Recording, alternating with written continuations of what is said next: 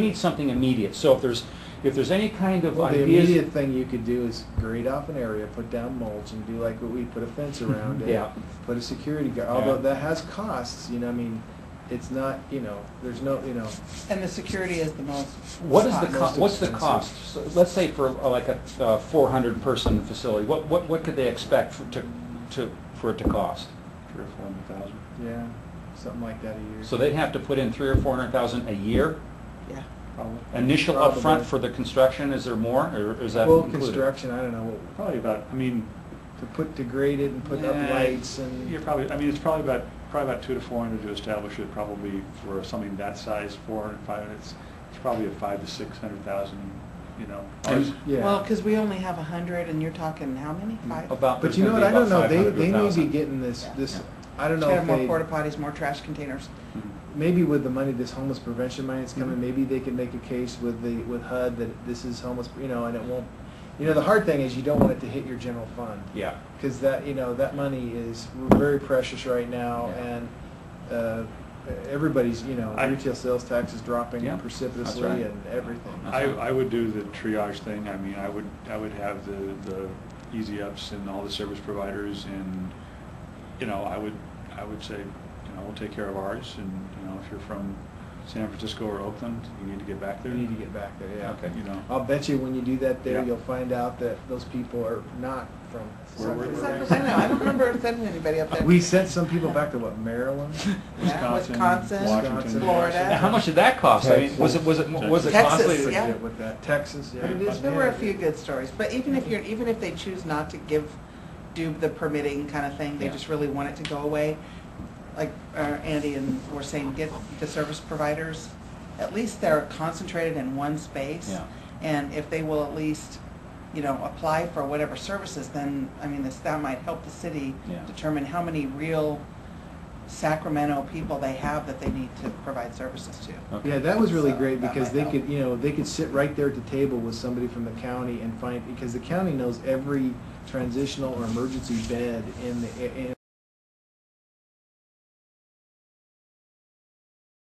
Got a pretty good example of who experienced it. Maybe he could share just a second. But the thing is too, like you're saying, I wanted to help myself. I wanted. See, you that's didn't the want to thing. stay there. I didn't want to be there, and I didn't want to put myself in their position.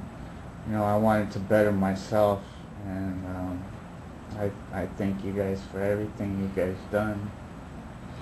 Well, Where are you staying now, Shane? I'm staying with Gabriel. Good. That's good.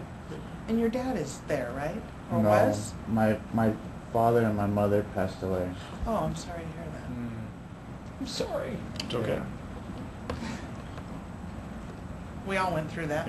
Yeah, we did. I keep going through it because I keep meeting new people in new cities, so I'm getting it like tenfold. But I just want to say thank you for Yeah. your work. It is- Well, I tell you, Val, all the code staff, they had to do the intake and then tell people they couldn't stay.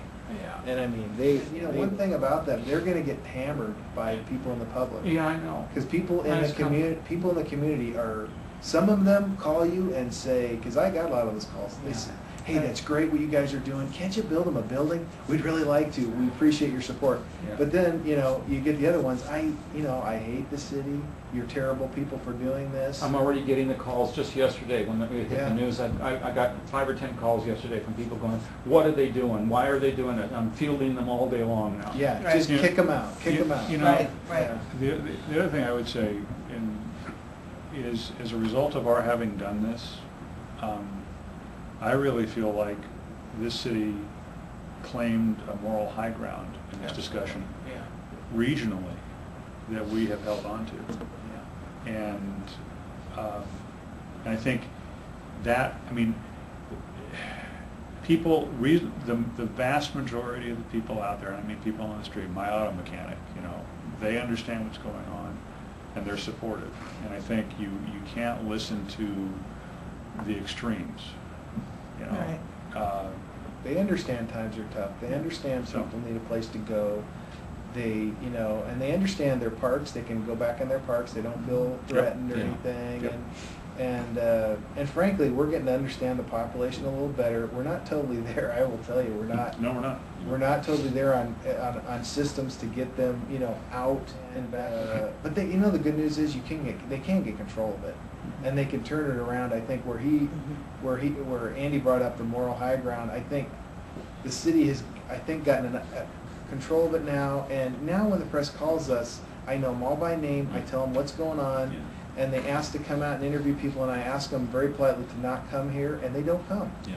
And, I really appreciate that because then we can work with the population quietly, Yeah. get them out of the homelessness, the nonprofits and service providers, like everybody out there can do their thing, and we can hopefully get them out. And it seems to be working. I mean, Yeah. nothing's perfect, but. What we said, and I think some of the press got it, the reason we don't want you out there interviewing them, the reason we don't want you going inside there is this is their home. Yeah. A lot of them don't want their family to know. They don't want the world to see their That's face right. personally as the face of homelessness. If they choose to be interviewed, that's their prerogative. That's right. But treat them with some dignity, please. And the more. Yeah, jamming a TV and a microphone in their face, that's, why, it's just. Yeah. And some of these people are they're all from here. Yeah. Some of them have family, and their Here. family, they grew up here, and here now all of a sudden their pictures in the paper. Oh my gosh, I didn't want that. These are middle Their class. I don't, children I don't saying want about my that. parents, all of my They come out and parents' visit friends them now there. know that I'm Family homeless members and in I'm town here. visit them there, won't take them home. Right.